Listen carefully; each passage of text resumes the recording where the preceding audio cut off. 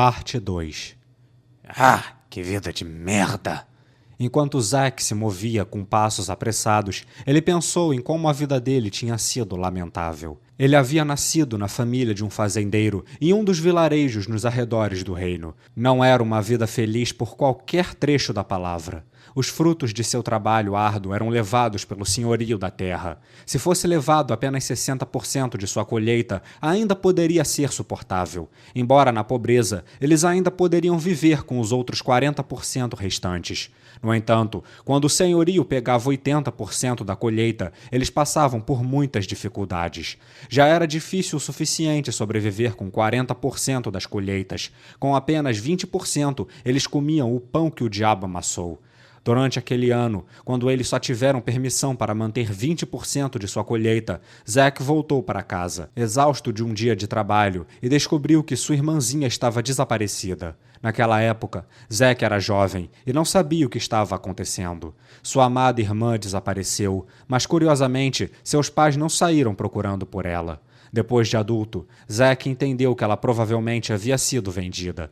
Graças aos esforços da Princesa Dourada, a escravidão havia sido proibida recentemente, mas naquela época era uma prática comum por todo o reino. Portanto, sempre que Zack visitava um bordel, ele não conseguia deixar de olhar para os rostos das garotas. Claro, ele não achava que seria capaz de encontrar sua irmã mais nova, e mesmo que a encontrasse, nem mesmo saberia o que dizer a ela. Ainda assim, ele não podia deixar de continuar procurando.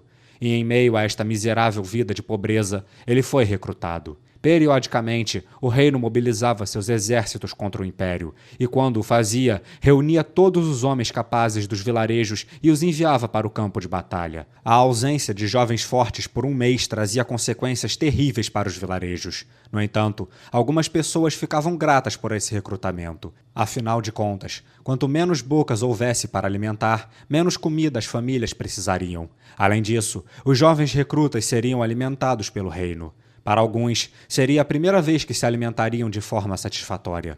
No entanto, esse era o único mérito dessa situação.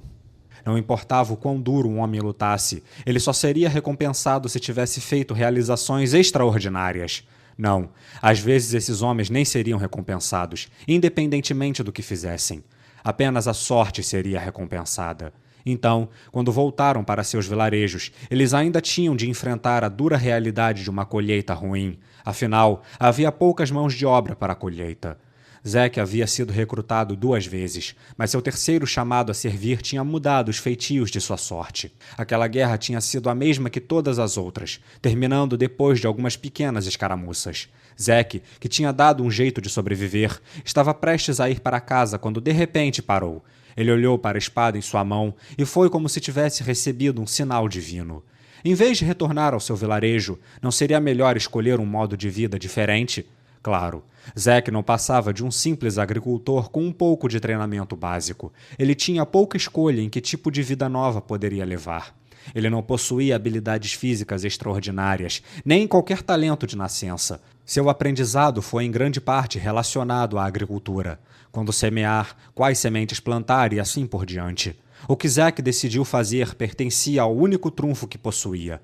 Em outras palavras, fugir com uma arma que o reino emprestava para os soldados. Ele sequer considerou quaisquer problemas que causaria para sua família. Afinal, eles haviam vendido sua irmãzinha, mesmo que tenha sido para manter o resto da família viva. Sendo assim, ele não os amava. Mas como alguém que não conhecia essas terras e nem tinha apoiadores conseguiria desertar tão facilmente? Por sorte, ele conseguiu encontrar pessoas para ajudá-lo. Poderia ser considerado sorte algo assim, não é mesmo? As pessoas que o ajudaram a desertar foram um bando de mercenários.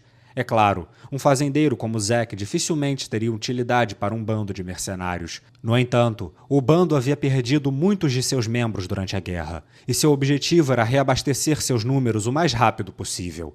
Essa foi a razão pela qual o bando de mercenários o deixou entrar tão facilmente.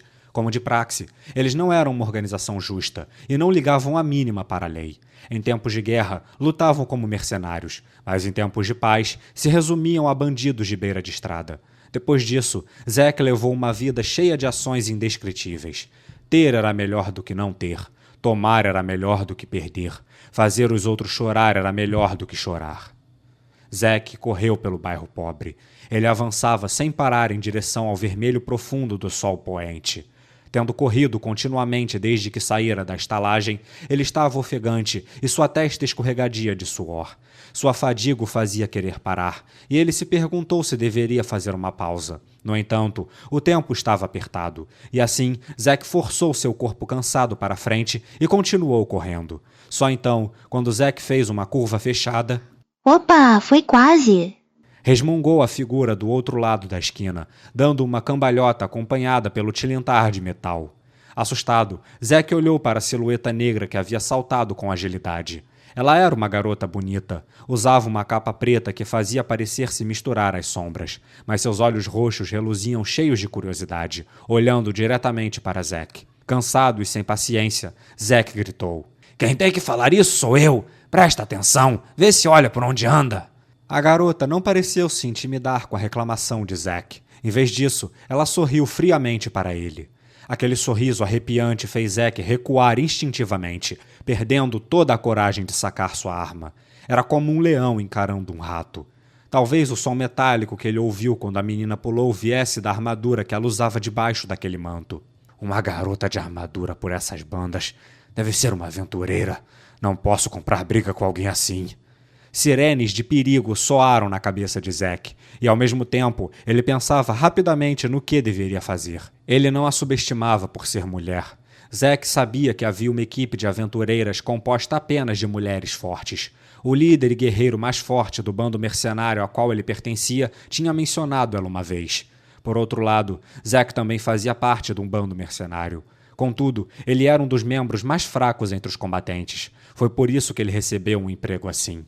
Sua transpiração por correr ainda estava presente, e quando Zack começou a lamentar o que fizera, dessa vez foi um suor frio que começou a escorrer. Quando um olhar de medo cobriu completamente o rosto de Zack, o rosto da garota perdeu sua qualidade assustadora. Ah, deixa pra lá. Não tenho tempo pra isso. Só fique sabendo que se a gente trombar por aí de novo, você vai passar por maus bocados. A garota retornou o seu caminho, deixando essas palavras para trás.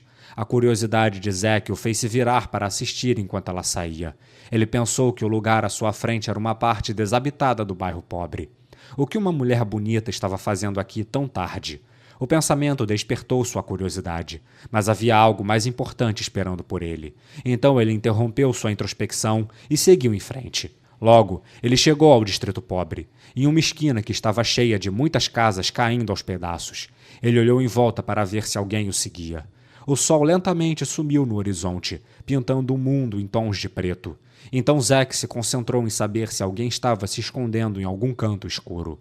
Ele já havia verificado várias vezes antes, mas só por segurança deu uma última olhada. Zack assentiu em satisfação e, enquanto controlava sua respiração, bateu 3 vezes em uma porta. Depois de esperar 5 segundos, ele bateu mais 4 vezes. Depois de fazer o código secreto combinado de antemão, ele recebeu uma resposta imediata. O rangindo de madeira veio do outro lado da porta, e a persiana de madeira que bloqueava o postigo deslizou.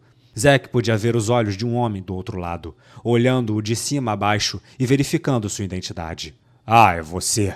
Espera um pouco aí." Sem esperar pela resposta de Zack, o homem fechou o postigo, e esse som foi então seguido por um destrancar de uma pesada fechadura. A porta então se abriu ligeiramente. "Entra aí." Havia um leve aroma de podridão vindo de dentro da sala. Era como se o céu tivesse se afastado da terra. Aguardando seu nariz ser capaz de se acostumar com o cheiro, Zack entrou agilmente na sala. Uma vez que a porta se fechou, ele viu que o interior era pequeno e escuro. A porta levava diretamente à cozinha e à sala de jantar, que era mobiliada com uma mesa. Havia uma vela na mesa, cuja fraca luz dissipava um pouco a escuridão. Um homem imundo que parecia ter de lidar com a violência para ganhar a vida puxou uma cadeira próxima e se sentou. A cadeira rangiu quando ele se sentou, como se estivesse gemendo de dor sob o peso dele. O homem era musculoso e tinha um peitoral de barril. As partes expostas de seus braços tinham leves cicatrizes. A cadeira parecia que ia ceder sob o peso dele. "E aí, Zack? O que tá rolando? Aconteceu algo bom?" "Ah, sim. Mudança nos planos. Nossa presa vai se mover mais cedo." Sério?" Zack assentiu silenciosamente. O homem resmungou baixinho enquanto coçava o cabelo bagunçado. "Ah, justo agora. Eles não querem facilitar pra gente não, né? Mas e aí? Não pode tentar atrasar eles um pouco? Ah, é complicado. Aquela Milady é muito mandona. O homem já ouvira Zack falar de tal mulher inúmeras vezes e franziu a testa profundamente. Usa a cabeça, cara. Fala que as estradas à noite são perigosas, que tem bandidos assustadores e tudo mais. Fala sério. Qualquer idiota consegue inventar uma baboseira dessas. Ah, e se sabotar uma das rodas da diligência? Vai atrasar eles até amanhã, não? Não dá. Eles já iam carregar as bagagens quando sair de lá. É melhor agir logo e ir improvisando o resto.